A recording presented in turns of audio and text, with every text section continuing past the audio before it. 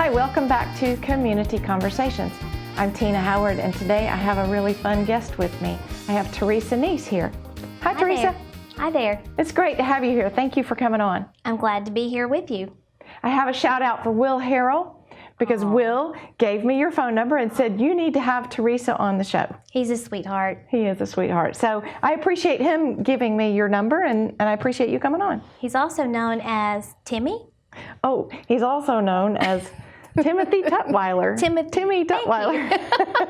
And he has a command performance. He'll be back on pretty soon, which will be fun. So anyway, Teresa Neese, and you were born in this area, you told me. Yes. In Mount Olivet area. I was born in Marietta, but I was moved to Hartwell in the Mount Olivet community. Yes. Okay. When you were a baby? Yes. 6 then months old. You're native. I'm a true native. Marietta cannot claim you. I kissed it all goodbye. That's great. And Teresa is currently employed at Franklin Insurance Agency. Mm-hmm. And you help people with their, what kind of insurance? All of their personal lines insurance. Personal lines of insurance. That would be automobile, house. Umbrella, boat, motorcycle, jet ski.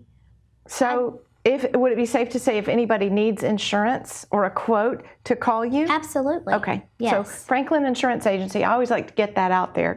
Thank you. So anyway, beginning with where you are now at Franklin Insurance, you told me before the show that you had always been in insurance. It's been your career. Mm-hmm. Is there anything that you think of that drew you to insurance? Is it wanting to protect things? Did you suffer a loss? Were you mathematically inclined? What kind of? No, math was not my greatest subject. But no? It came up. I was a DCT student in high school, and I had an option of going to work for a local attorney or going to work for insurance. And I weighed out the options and I said, okay, let's see about insurance. And all I ever knew was my mom complained every time she had to pay the premiums for a car insurance for my older brother. But so that's what landed me with the job. And then I was a college student for speech pathology, and that crashed at the very end thanks to my advisor. So I just kept my day job, literally, and that I've made it my career and tried to be the most professional as I can be. That's great. And your speech pathology classes, are they useful in any way now? No. Doggone it. None. Well, maybe the core classes might have been. The core classes are a great help, yes. Well, that's good. So you are a graduate of Hart County High School. I am. I won't say how many years before I graduated, but you graduated in 1990. Yes. So you probably have a ton of friends in the area from high school. You still keep up with everybody? There's a large part of us that are still here that have went off to college, came back here, and work here. So it is nice to see the familiar faces around town. Yeah, made a lot of new friends from my connections on the lake and through book club, whatnot. Yeah. That's been great. And your community is? Well, I live in the city, but my community of choice is, of course, Rock Springs. Community of choice. Community of choice. Community of choice is Rock Springs. Right, and that's off of the Mount Olivet area. Yep. Mm-hmm. So Rock Springs, we were talking about before the show, I am not sure of the history of Rock Springs, but I'm fairly certain that it was a very active agricultural area. And there is a church out there, at least one, with a pretty old-looking cemetery. So we know the roots go way back in Rock Springs. They go deep, yes. And we know now that a lot of the most beautiful lake frontage runs around the Rock Springs community. It does. Close to the 85 bridge.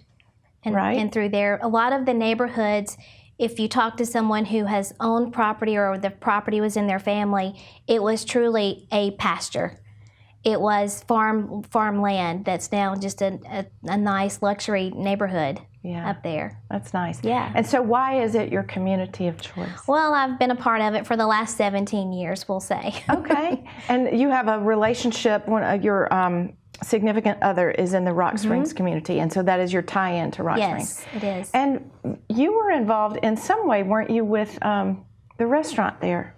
I was, with the Lake House Tavern. Yeah. Yes, I was the quote-unquote bartender. Yeah. On Friday nights. After my day job, I would go and help out the guy who was running the restaurant, Brian Highsmith. What a fun job. Oh, it was a great job. Great. I got to see everybody in the community that I loved, and it was like you got to chat without somebody rushing you along to hush talking, and you got to see everybody, meet so many new people as well. Yeah. And it was always fun to see the people from other businesses or the other restaurants in town come out and join us. Just the faces from the city of Hartwell drive all the way out to Rock Springs. That's something I think that's unique to Hartwell. I really do. Because in most places, restaurants view competition as, we don't want that.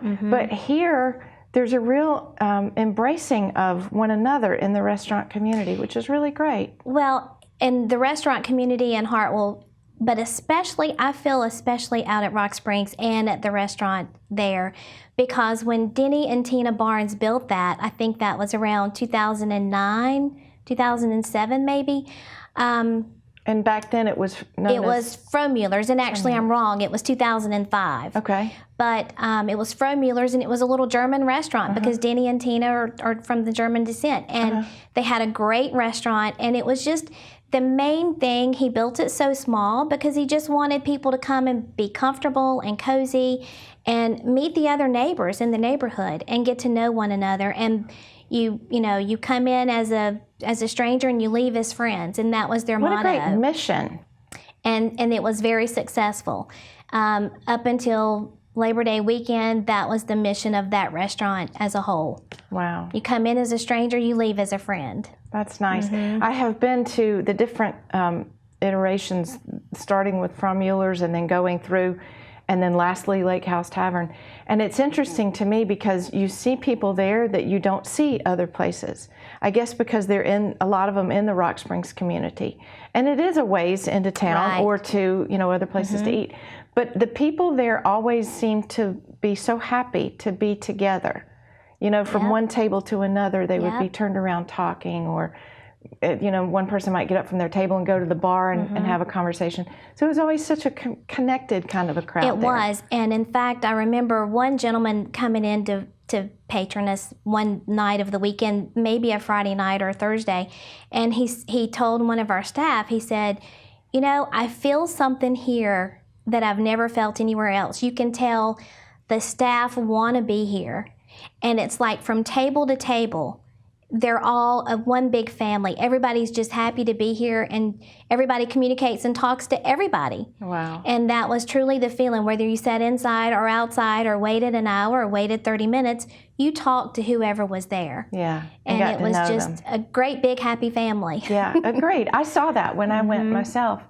Do you know if the owners have any plans to rebuild? I don't know yet. Okay. I don't know that that's been determined. Okay.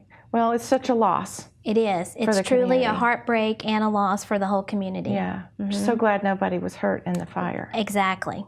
So we'll take that for now and hope that maybe they can rebuild. So without the restaurant there, now what are you going to do?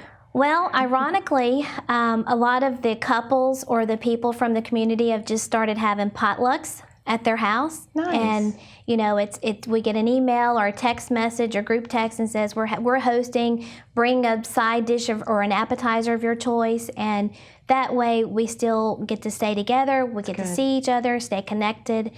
That community just means so much to everybody that's out there, and they're all close neighbors and close friends. In fact, it's hard to know, and in fact, my book club is the Rock Springs Book Club. So you're infamous, by the way. So, oh yeah, yeah. You're known as the Good Book Club, the Fun Book Club, where we really do read a book and discuss it. Yeah. Yes, we do.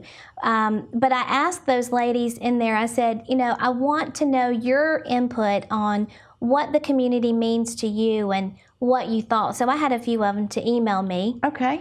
Their you going to read any of them? I can. Oh, yeah. that'd Would be you great. like for me to? I would love that. Sure.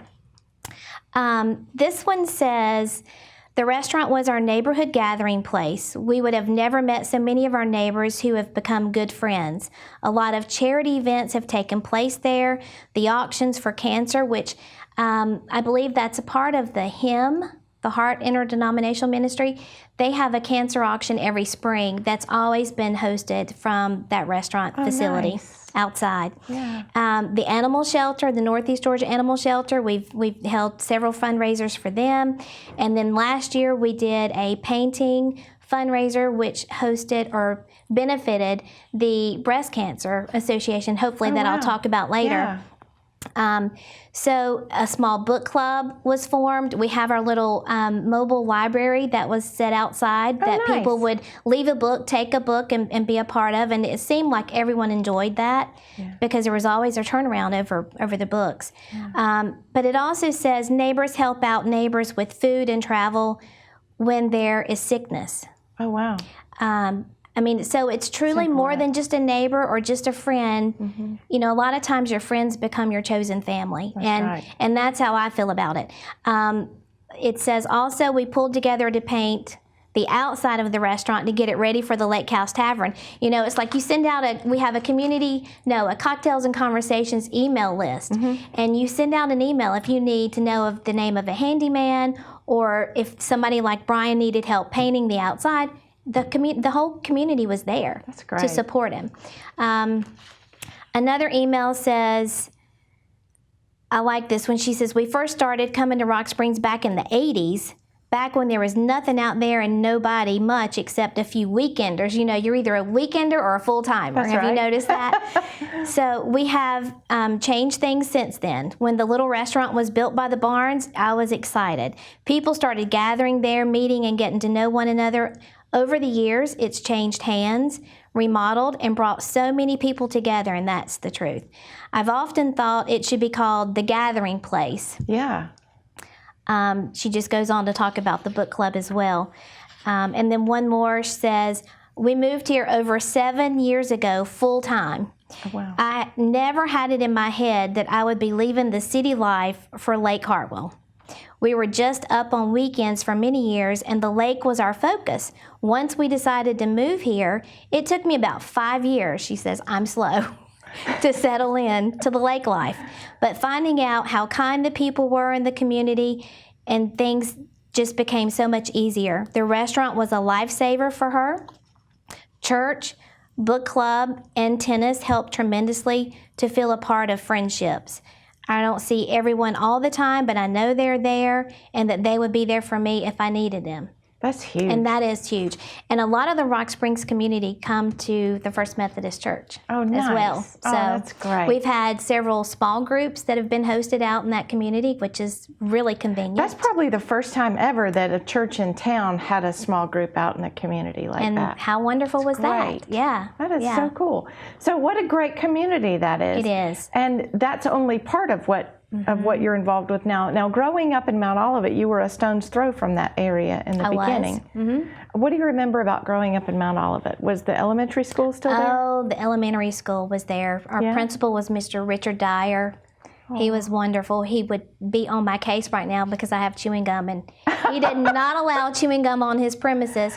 He stepped on a piece one day and got in his truck, and I think his shoe stuck to the pedal. Oh, no. And ever since then, if he saw gum, you had it. That's so funny. And it was a small school, though, at the time, was it? Very small, but some of the best teachers, I think, were in Mount Olivet. Who do you remember? Oh, Miss Peggy Kiesler, Pam Carroll. My first grade teacher was Miss Ann Skelton, and we learned the books of the Bible. Oh, Can wow. you believe that? You couldn't teach that today in public school. No, you couldn't. How about But that? it was wonderful. Many wonderful teachers, Miss Alice Wood, Connie Valrath, Janet Oglesby. And, you know, they were so young, but I see them today. They have not aged. Right. They look all the same, look the same. And I'm like, maybe I'm just getting older. Because they look exactly how they looked whenever I was in elementary school. It was a great place. Yes, it was. Fun. And lasting friendships out of there, I'm sure. Absolutely. Were you dreading moving to the middle school or junior high? I don't know. It was junior high at the time, and yes, because that's when all the county schools came together. Right. So you met so many people, you had to change classes, upstairs, downstairs, you know. That'd be terrifying. Yes, it was a big change. Yeah, because you go from your little community school that's so close. Yes, to where you knew everyone. Yeah, much larger place. Yep. Well, that would have been tough, but thank goodness you have those memories. Though. Yes. What was your home life like? Did you grow up on a farm or? Well, my family are the McElhaney's, and he had the largest swine operation in Northeast Georgia, and I guess that was the 70s, 80s, maybe into the early part of the 90s. before he got out of the swine business. What do you remember him? You were probably too young, but I wonder what someone like him would have thought of a peanut farmer from Plains, Georgia, being elected president of the United States. That must have just been amazing. I don't remember. Some of my aunts and uncles who were in the agricultural business were just absolutely floored that a fellow farmer could become president. Anything is possible. That meant a lot back then. Right. So did you ever have chores with the cows? No, not with the farm. No? Brothers and sisters? My brother did. Yeah. Yes. He was 9 years older, so he went on to the farm. You didn't have to do that. No, I was saved from that. What did you like to do when you were a kid? I did have gardening duties, and that was always unpleasant when you had to do it. Yeah. You know, there's a difference when you have to work in the garden versus when it's yours and you want to Are you harvest. talking about flower garden, vegetable garden? Vegetable garden. Yeah, okay. All right. You have to weed the plants and everything? Weed the plants and pick the beans, and the bugs would bite, and it's like, it's too hot. I came up with more excuses than I came up with vegetables in my basket. I understand that. I got stung by one of those caterpillar things one day. Yes, the horned worms. Yes. Oh my gosh. I thought it was an alien. It was a terrible experience. They look like aliens. They do. They do. That was awful. So other than that, what did you have to do for chores? Did you have chores, or did you have a... I did. I mean, my mom raised me where you had to clean the house every Saturday. I know, she right? worked in the beauty shop, and you might get allowance or you might not. But yeah, it's kind of what you did. That was just what you did. We did too. We vacuumed. I can remember my job was vacuuming. Vacuum dust and to clean the mirrors. The mirrors were the worst. Yeah. You know, I could never get them streak free, and that's the first thing she would spot when she walked in the door. That's so funny. We had the diamond-shaped carpet tracks. You had to do that because you had to push it forward. It had to all be done a certain way. And I'm telling you, kids today, they got nothing. They know nothing about that. They don't. No. Because it was a ritual every weekend. You cleaned. That's every right. week. Now, my mom spread it out over the week. So she would do one part on one day, one part on another, but every day had a couple of hours of some kind of hard work getting the house. So she always had a clean house. That's great. But I'm telling you, the seasonal chores were the worst. Yes. Washing the windows. Oh, yes. That was every 6 months. Spring cleaning and the fall and getting ready for wintertime. Yeah, that was tough. So, yeah, kids today, man, they don't know. They don't. What were you like in school? Were you studious? No, I don't think so. Did you ever get in trouble? I think I just survived. Yeah, I got in trouble a few times. Besides the gum. But I was scared to get in trouble because with Mom working in the beauty shop, she always said, if you get in trouble, I'm going to hear about it. And if I hear about it, it's going to be double what you got in trouble at school. What was the beauty shop name? Forever she worked at Stylette, but it was the Stylette going toward the Trestle Bridge. Okay, yeah. But she started out, when she first moved here, I guess I was an infant, she worked at Stylette, which was beside Jim's Grill. It was downtown. Oh, wow. And then it moved out to the building going toward the Trestle Bridge on the left. Yeah? Yep. Wow. I didn't know that it was ever there. I didn't know before because I don't remember a lot of that. Yes. So that was, did you ever go in with her to work and watch her work? Did she I ever make cleaned you the wash perm hair? rods. You know, I pulled the paper off of the permanent rods. I forgot you had to do and that god-awful smelling solution. And I would fold the towels out of the dryer for all the operators. There was probably 4 or 5 operators in the beauty shop. So yeah, they kept the dryer hot. That was no fun. doubt. When my mom would go, she would take us with her, and the ladies would hand out samples of rose milk hand lotion. Oh. And I thought it smelled so good, so I just really enjoyed going. Plus the magazines. Oh, all the magazines. Yeah. Yes. That was always Sometimes I would be able to sweep the hair up around the mat if she did a haircut. Oh, wow. That's nice to have somebody do it. I wasn't always fast enough for her. Or I didn't get it all, because hair just flies. If you've ever tried to sweep it, it just flies away. So it's hard. Yes. But you didn't have to wash the hair or do anything like that? No. Okay. Well, so it's safe to say that you worked. You worked your way up in a number of things. You were no stranger to it. And after high school, you went into the DCA program into an insurance office. Right. And do you remember going from high school into the professional world? Were you shocked? Were you happy? Were you... No, I will have to say, and it's a shout out to Miss Emily Temple. She did a great job with that whole program, and I think she and Miss Thornton were the only ones. Maybe Miss Carolyn Burrell was involved in that, but Emily did a great job. Emily Temple just helped to train you and prepare you for interviews and what to do, what not to do. So I was well prepared. Well, that's nice. Say. And were those the DCA women? Yes. At school? DCT. Okay. DCT. Yes. DCT. I think earlier it was VOT, then it was DCT. Okay. But DCT. Yes. I don't even know what that stands for. But I don't either.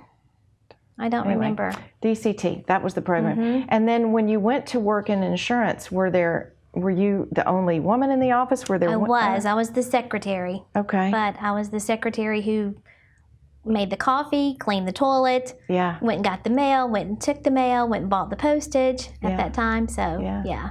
It's a fun job though, probably. But I learned it. Yeah, it was fun. And you learned the ropes that way. That's did. a great way to learn. I don't know if men have the same opportunities to come in because you think of these growth areas as administrative, but my first job was administrative, and I got to sit at the table with people who were big decision makers, and there's no better way to learn a business than that. So I love true. that. So then you've been in insurance, then you went to college at? Truett McConnell first, okay. and then I transferred over to Piedmont in Demorest. Yeah. I took night classes and weekend classes. Oh, wow. Yep. You were a busy bee. I was. You didn't and have worked, time I to- still worked full time. You didn't have time to date or anything. No, we'll skip that subject. Okay. Fair enough. We can skip that. Now, as an adult, you are involved in a number of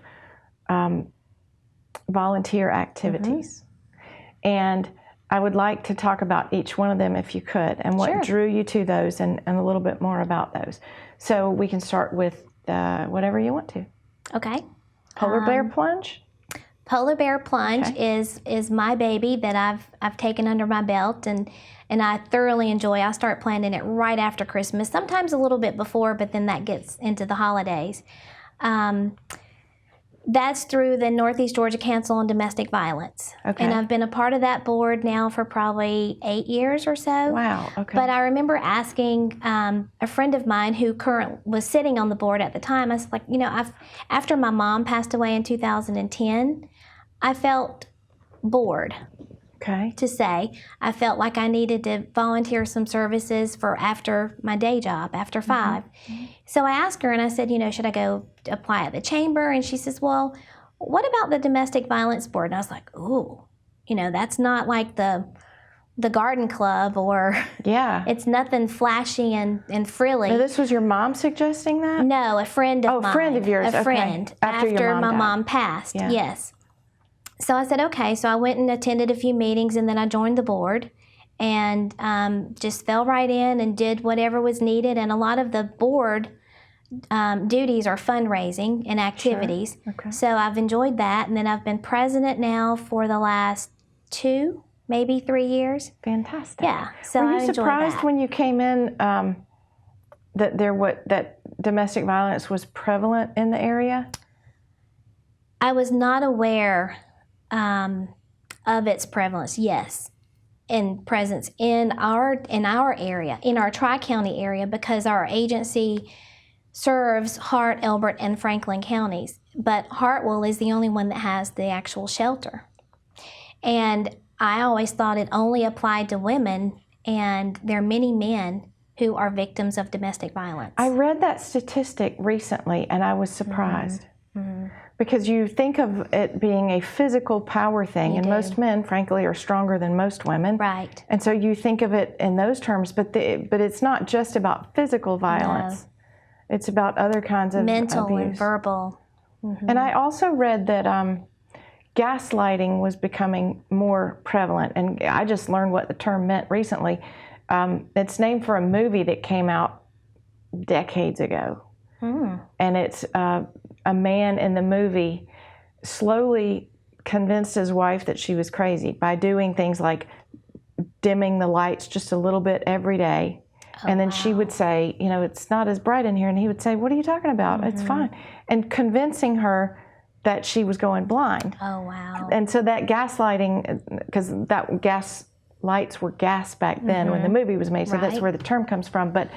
But having people, convincing you that you're worthless and you're you'll never be any better and you can't do anything. That could go either way. That could be a female on male type. It could. And it does. So many times it does.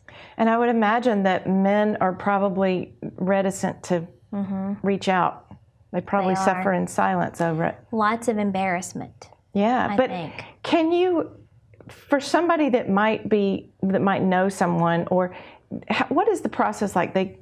How do they even know to call? Where do they call? Do they look you up in the phone book, or how does that happen? There is a website, and there's a hotline phone number that they can call. Hopefully, maybe where they're going, there's some pamphlets.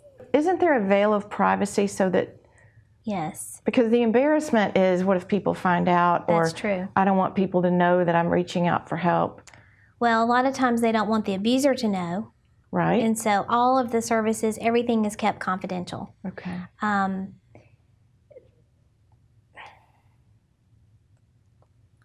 A lot of it is confidential. There are different avenues. It depends on who you call. A lot of people just call the law enforcement or someone that they know that's affiliated with law enforcement to ask the initial questions to find out where to go and what to do. Okay. But if they were to call the domestic violence agency, they would be able to direct them? Yes, and they would be able to talk to someone who is trained in that field to help them. That is a wonderful service, and I wonder how many people know it's available to them. Probably not everybody. Not everybody, but hopefully our word's getting out. Yeah. And we have more and more services that we do provide. I think our agency here, we provide the most outreach services and victim services than any other agency in Northeast Georgia. Wow. Right now. What do you mean outreach? Well, we have children's advocate for the younger children that are witnessing this in the home, and they're coming in with the mom or their dad, whoever is coming in to get guidance or counseling or help. And then we have where we actually, if they do resort and reside in our shelter for any amount of time, we have people who will train them and get them ready to go back into the working field whenever they're ready. Because that could be a skill or a personality that they've lost along the way of being abused. Right. So we get them prepared to go back into the workforce. We get them set up to have their own housekeeping, wherever that may be, so that they're out on their own and they have that strength and inner will and drive to do it again on their own. Right. Yeah. Wow. And so and a lot of this is fundraising. A lot. A lot of the services are covered by grants. Okay. But a lot of services that we do provide and things that we need are not covered by grants. So that's where the fundraising comes in. And Polar Bear Plunge, is that your biggest fundraiser for the year? That is probably one of our biggest, yes. And it's such a fun event, and it's one of those things when I hear if the weather's good. Right. And it's been good, and it's been really bad. It's been really bad. Yes. But it's always for me the means that spring is right around the corner, so it's a happy event when I see it. So I have never done it myself. I'm ashamed to admit, but I have donated toward it, and I can't even imagine what it's like jumping in the water in February. I can't either. And we have the one girl from our area who's done it every single year. Sharon Swint has jumped every year. I think originally the Polar Bear Plunge funded the Literacy Council, maybe. Okay. I remember Heart Telephone Company being a huge part of it for years and years, and then it became our fundraiser for domestic violence. Well, and there are people that she has every repeatedly, but only one that's done it every year, and that's Sharon. Every year. So fantastic. Good for you, Sharon. Yes. That's great. But to see the pictures and the people come out, and now they're costuming, which makes it really funny. Oh, yes, it does. So have you ever had anybody, pass out from the cold? No, not yet. Don't jinx us. No, I know. Because the event's coming up, the last Saturday in February. Gosh, I can't even imagine going in the water at that point. Maybe it'll be a mild winter. Some years it's a little warmer. Some years it's a little more frigid. But you've never gone in yourself. No. I did make a claim last year that if we raised X amount, which was pretty high, as you can imagine, that I would go in. But we didn't raise that amount. What's your number this year? Just I haven't thought about it yet. My boyfriend got the flu right after the polar bear plunge last year, Oh, no. and he's been sick just about all year. So. Oh no! Did he go like, into the no, water? Oh, no. okay. It's remarkable though. The people that go in are all ages, kids up to seniors, Yes. and none of them appear to suffer any ill effects afterwards. They're just hardy people. Occasionally they'll have a little illness, nothing that can't be cured. They're over within the next week, and those are the ones Amazing. we really appreciate, the ones who end up sick. Yeah, and they come back and do it again anyway. And again, yes. Amazing. Again and again. That is great. So we'll look for that event coming up, and thank Yep. you for spearheading that. It's a Yes. wonderful thing. What else do you want to talk about? Some of the things that you do. Well, I'm really excited about what I just participated in a few weekends ago for the first time ever. The lady who introduced it to me, she's a 5-year survivor of breast cancer. Okay. And she said it's the hardest yet most rewarding thing you will ever do. And it was the Georgia 2-day walk that was held in Atlanta. You walk on Saturday and Sunday, or you can choose just to walk one day, but Okay. it's 30 miles total in 2 days. 30 miles over 2 days? 30 miles over 2 days. That's so, a long way. well, I actually thought it was a piece of cake. You did? I did. And I was excited to do it because, if those ladies, we had, actually our numbers this year, we had 109 survivors that participated in the 2-day Wow. walk. At some point, they walked. At some point throughout, I don't know if they walked all 30, but they walked and participated with us. We had 811 walkers this year. That's great. That's a lot of Yes. people. And as of last Tuesday, Yeah. we had raised already over $1.2 million Whoa, that's a lot of money. that stays in Georgia. Oh, really? Yes. Oh, wow. Yes. So it doesn't go to the This national. event, it does not. Okay. This event kind of took the place of the old, was it the Avon walk, the 3-day? 3-day, The 3-day, yeah. Was it Susan G. Komen 3-day? I think somehow? so. Okay. I think that's All right, and that's now what it's it the was. Georgia. Now and it's now just for Georgia. it's the 2-day, the Georgia 2-day walk. Okay. Is what it, and it's the name of the organization is It's the Journey Okay. Inc. Okay. But the lady who started this, her name was Randy Passoff, and she, whenever that other 3-day event left Atlanta, she said, wait, we've got to have something here in Atlanta for the people of Georgia. Okay. So she started this event. That makes sense. So that 3 days still happens. It's It just still not in happens. I Atlanta. think Okay. maybe now it's in the northern Okay. parts of the states, but not. But you'd lose not a lot of here. walkers because a lot of people can't afford to travel out of state That's true. to do that. So, That's true. So now it's in Atlanta. Well, 811 people, that's quite a crowd. 811 walkers, yes. And at the over $1 very million end bucks. of the closing ceremonies on Sunday, there were 8 people up on that stage, and the top of the stairs, and those 8 people are currently battling cancer. Oh, wow. That participated in this event. Wow. So must have been what's hard. 30 days, Tina? Yeah. What is 30 miles? What's 30 miles Nothing. when they're having to go through that treatment? Right. So, in fact, we had 6 volunteers that joined her team, and from the Rock Springs area. To be on the team, you had to raise at least nice. $1,000, at least. Wow. Yep.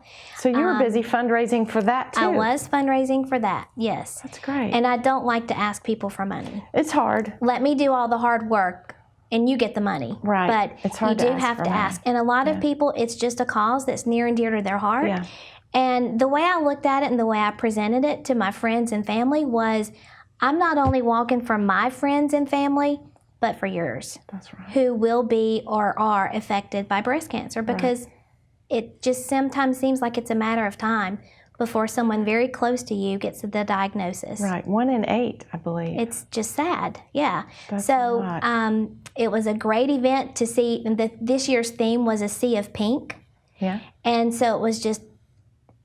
I mean, did it you wear would give pink you t-shirts? cold chills just to see all the pink. Oh, that's And nice. there were so many men that participated that I thought it's going to be all women, but no. Many men participated, walked in the event. They were crew leaders, Nice. even, and helped out with different What kind items. of terrain? Are we downtown or It started out downtown, Okay. but we had 3 different routes, so they were all, on the sidewalks or Well, that would have paths been fun and parks. too, to sightsee as you went. That was a great part for Right. me. I got to Yeah. see the parts of Atlanta, and especially downtown area, the Yeah. neighborhoods, and the things that I'd always heard about and read about, but I'd never seen.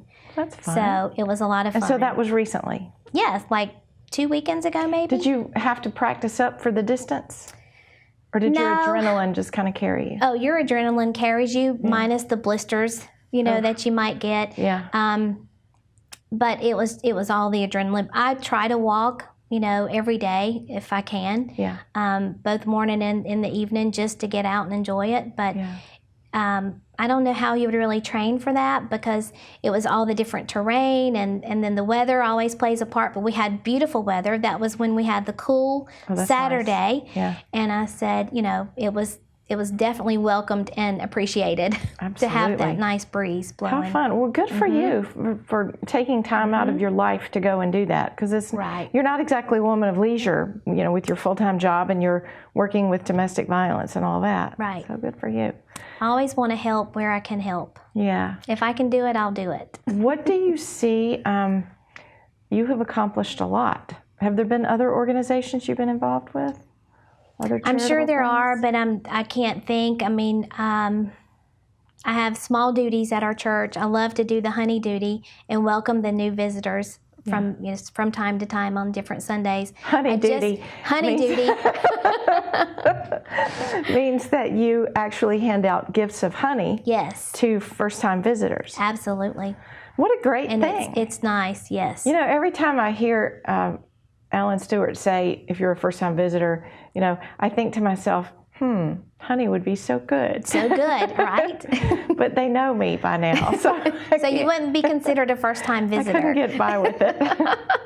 Anyway, well, that is good. And how long have you been with the Methodist Church now? I just joined in the last 3 years or so. I was a Okay. bench warmer or a pew warmer for a good while at the 10 o'clock service. Yeah. And then I said, okay, it's time for me to join, because that whole church family just felt like my church family of always. Yeah. So I thoroughly enjoyed there. Just signed up for nursery duty, so Oh, nice. yes, I enjoy that too. That is cool. That's good. Well, that'll be fun because there's so many kids Oh, now. And they're precious. They are precious. Our babies are so precious there at the church. That's good.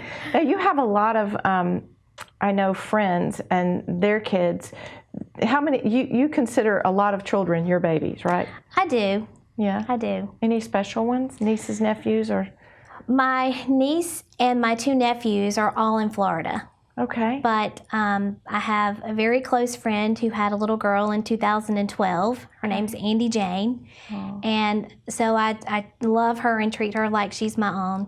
And then another very close friend had a little boy maybe a year later. So his name's Trevor. So Oh, sweet. they're both near and dear to my heart, yes. So you have a lot of little kids you're surrounded do. by. That's I do. fun. What do you remember about your grandparents? Do you have many memories of your grandparents? Were they I do. here? Okay. I do, because with my mom in the beauty shop, I spent a lot of time at their house until she got off from work. Oh, She sure. would work a lot of late hours, and we lived right down the road from them. So, That's nice. but my grandfather, I remember him saying, I guess it was a debit insurance agent that came to the house, and maybe it was life insurance. I was too young to know. But I remember him giving that guy the biggest compliment, and he said, your insurance is only as good as your agent. So that's always stuck with me. Yeah. I don't want to work for a particular company. I want to work for my customers. Right. And so that's the kind of my mission that I've always kept near and dear. That's I great. want to help out the customer, no matter what the company is. Yeah. I want to do what's best for them. That's great. My grandmother, she was the greatest part of my life, and I'll never forget the day I lost her. Oh, that was is that a your mother's mother? My mother's mother, Okay, and it was and they were the a ones very, down the road? very sad day in my world. Yeah. Were you an adult at that point? No, Ooh, I that's was tough. I was a teenager. Oh, that's very tough. Yes, I lost 3 out of my 4 grandparents before I was 10. So, that's hard. yeah. And what do you remember about her? Any particular memories? I was her rosebud. That's do you remember what she what her called purse me. smelled like? I don't know why, but I remember No, my grandmother's no. purse smelled like juicy fruit. We always had juicy, and she always had juicy fruit stuck in her Bible. I guess that was my treat sitting in church. For reading the Bible? I love that. If I found it, then I could have it. Yeah. That's a great idea. And then if we were in church and I wanted a piece, then I knew she had some in that Bible. Oh, yes. That's so sweet. What church did you go to? Mount Hebron. That was my home church. It will always be my home church. Yeah. Mount Hebron Baptist. And up you on have the memories hill. of sitting there with Mom, Dad, Yes. Grandpa, Grandma, everybody. Yes. Wow, those are good memories. Was your grandmother a cook? Yes. Did a she teach great you anything? cook. No, not so much. I did help her flip the dried apples and pears outside on the in between the two screens in the How about sun that? in the summer. Okay. Because she would dry her own fruit to make her Okay. pies and desserts in the wintertime. Wow. We always had a crafty. garden. Always had gardens. Always shelled beans and peas. Did you help her with that? I did. Yeah. I did. I did a lot of that too. I liked it. I loved it. fun. I mean, that was the highlight sometimes of your day. Yeah. I'd much rather do that than weed the garden. Oh, with any all the day. bugs. Any day with all the bugs, yeah. Because it was always nice and cool and you had a fan. My aunt, who was like a grandmother, since I said both my grandmothers passed before I was 10, but my aunt on my father's side made biscuits every day. Every morning she made these biscuits, and they were perfect. And they were identical to one another. And I don't know how she made them. I saw her do it, but I don't really remember. But they were perfect. And then Every any time. leftover from breakfast, she would put in a glass dish with a lid on it.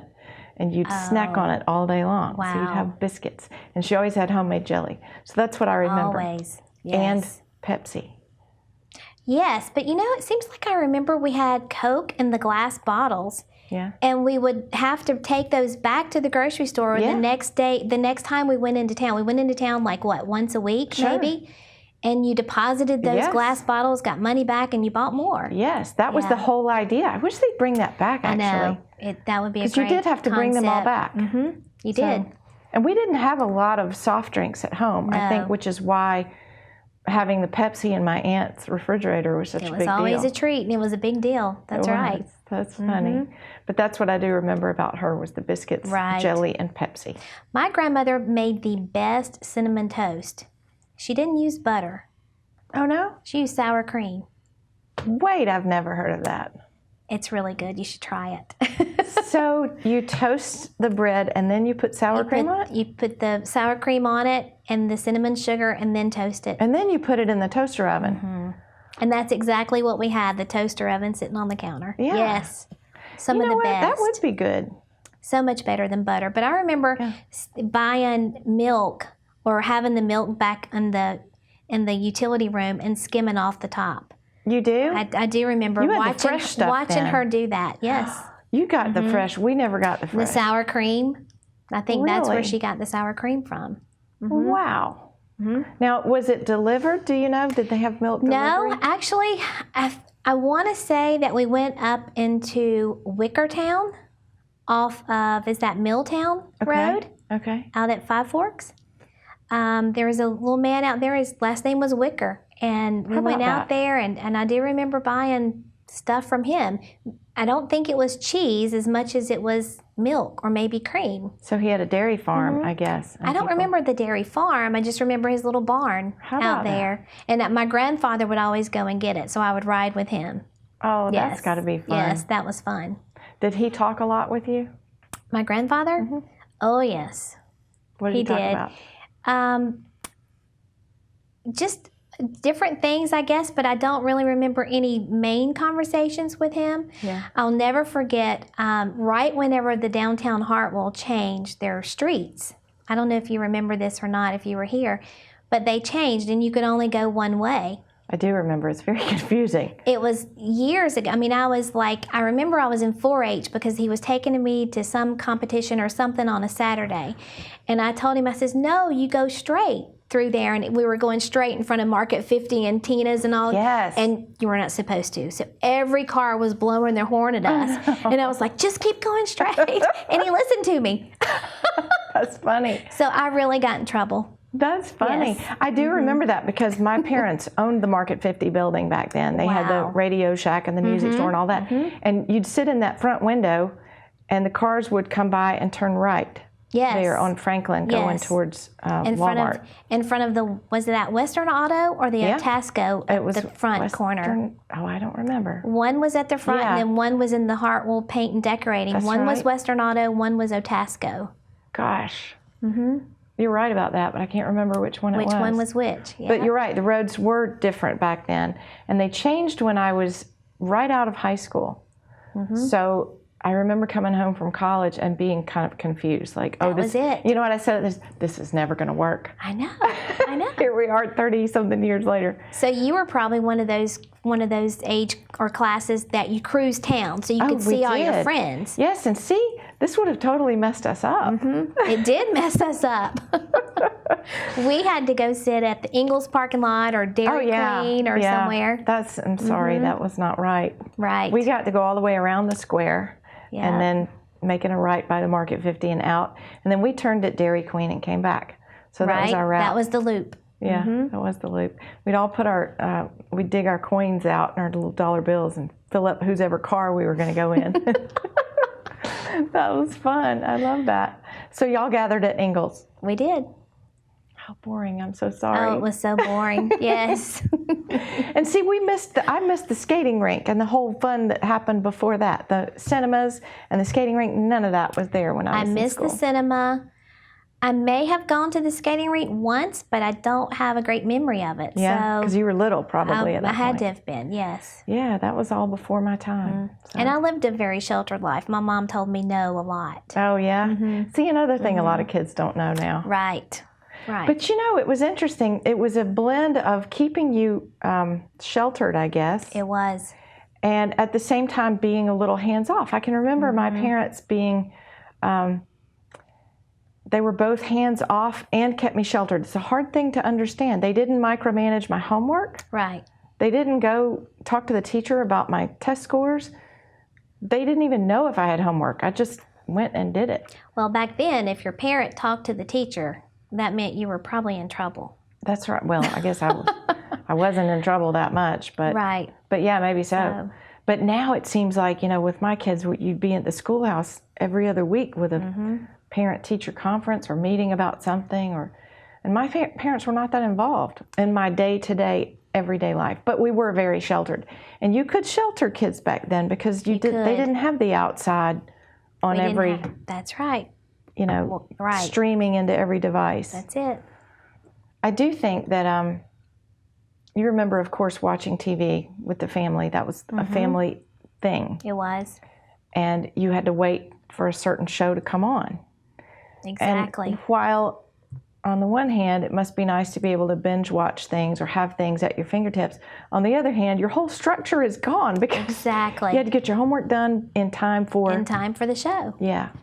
What do you remember Yep. watching when you were a kid? It was a Thursday night. Was that Knots Landing?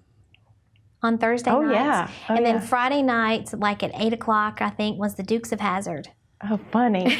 That's awesome. That were the two main ones that stick out, but I'm sure That's there were funny. more. But we only had like 3 or 4 channels. Yeah. 4, And that was 7, 13, normal. and maybe 21 if the weather was good. Maybe. It was Right. fuzzy, though. It was always fuzzy. You had to tune it. That's funny. Mine was Right. the Rockford Files, and I think that was a Friday night show. But that was one that everybody liked.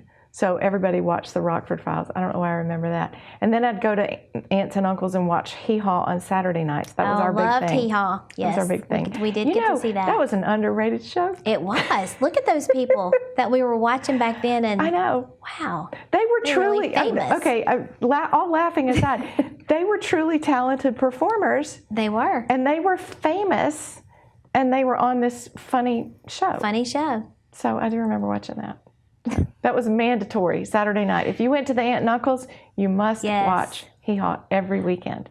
You had to. And remember, you probably memorized a lot of the theme songs. I'm embarrassed to tell you, I could sing them right now. Three's Company and yeah. yes. Oh yeah. Yes, you take the good, you Absolutely. take the bad. Facts of Life. Facts One of of Life. my very what a great favorites. show. I yeah. love that. Gosh, we miss those. We miss those days. I think they're Yeah. still on MeTV now. I don't know. I hope. Which you can get on HeartCom, by the way. Good. Anyway, well, so and I think the whole family thing is gone because, if your kid can watch on the device upstairs, they don't need to come down and join Not you. going to come down. So I think a lot of being sheltered is gone, sadly. It is. I told my kids that, we tried to regulate what they could access, which was impossible because when you're raising kids that are smarter technology-wise than we are, they can jailbreak any code Anything. and get into it. So if we changed the passcode, we would struggle to figure out what it was. They would know it. They'd break it right away. Right. And so I tell my kids, one day you guys, your generation, will grow up to find a way to protect your children from this because you were so exposed to everything, no matter what we did about it. So, I don't know. Boy, I'm on my soapbox now. We can keep going. That's right. That's right. So, future stuff. Do you have a bucket list of volunteer organizations, travel, jobs, activities? I don't want to say bucket list because that makes it sound like that's way out there at the end of the road. Just, let's see the second mountain in your life. The first mountain being graduating, establishing your career. The second mountain, named for a book I'm reading right now. Second mountain is something more fulfilling, I guess. You have any ideas about that? No, because I honestly, I do enjoy life. I do enjoy my day job. I do enjoy my volunteer work, whatever it is. So maybe if it's not domestic violence, I'll join another organization and help out where I can. There's so many good things here that you can jump in with literacy, with mentoring, with fundraising for people. It's just so many things that you can do here. So you don't have There's particular... always a need. No. Not yet. I don't have anything. One may hit you. A friend may mention something, or you may become aware of something. Yeah. So what's your favorite thing to do when you're not working or volunteering? I don't know. What do you lose track of time when you do? Gardening, reading, walking? I do enjoy walking, yeah. Now, when you walk, do you take in everything around you, or do you listen to music? No, nothing's in my ears. Okay. I want to be solely aware of my surroundings, the traffic. Well, yeah. Speaking of in town, I don't know. It's, I guess, spending time with friends because it always seems like that time just flies by. Yeah. When you're together. Yeah. At someone's house, having an event, a get together. Yes. It's like, oh my gosh, it's already 3 hours. Yeah. So that's good. That's so important. And I think a lot of people underrate social time because they think, oh, I'm not doing anything but, hanging out with people. But that's important. It's very important. In fact, that just made me remember my Bunko group. My Bunko group has been together for, I think, 23 years. Oh my gosh, that's the longest lasting Bunko group I've ever heard of. Yes, it is. And a lot of them are teachers, but we still make it happen. And so Bunko is a card game, is that right? No, it's dice. Oh, it's dice game, okay. And you get together, a group, 12 usually ladies. women? Ladies, 12 okay, 12 ladies, okay. And you have a game where you're doing something with dice. Yep. I've never played Bunko, can you tell? You roll the dice. We tell everybody when we bring in a sub, if someone's absent, we have to have a substitute. We're like, you don't even have to think. We'll count for you. We only go up to 23 points or 21 points and then we're done. We got a Bunko. We're finished. Okay. So it's just a lot of fun. Yeah, you just count whatever dice you roll whenever you're rolling. And well, that's fun. We host it. We take turns at each one's house and host the meal and the gifts. That's always a lot of fun to plan. There's gifts involved? Gifts. How did I never know this? We have gifts. Yes. For winners, you win and you get gifts. Okay. What kind of gifts can you say? It just depends on the host. It's the host does the gifts. Their choice. Yes. Okay. What's the funniest gift you've ever gotten at Bunko? Funniest? I mean, they're all really good gifts because you never know. I mean, you get hand lotion, you get coffee, you get a soup mug, a new Tervis tumbler. I mean, they're always neat gifts. Good. Yes. Gosh, we have a great group of ladies. That is great. Well, that's a fun thing. What else are you? You're a reader, I know. I do the book club, and I do read, or I start every book. I may not finish, but I do start them, and I have them to finish. Okay. And I've thoroughly enjoyed that because I was not a reader prior to book club. I was like, I don't read. I read Nicholas Sparks, and that's it. Okay. So I was going to ask if you had a favorite author. That might be. So this book club has just broadened my horizon so much. In fact, I was able to go to the Pat Conroy festival a few years ago. Gosh. We saw him like in September October maybe. Yeah, And then then he passed just a away. few months later, he passed. Wow. So, in fact, it was so funny. I have to tell you this. When I went in line to get my book signed, I bought Beach Music, Oh, yeah, which is one yeah. of his better Yeah. known books.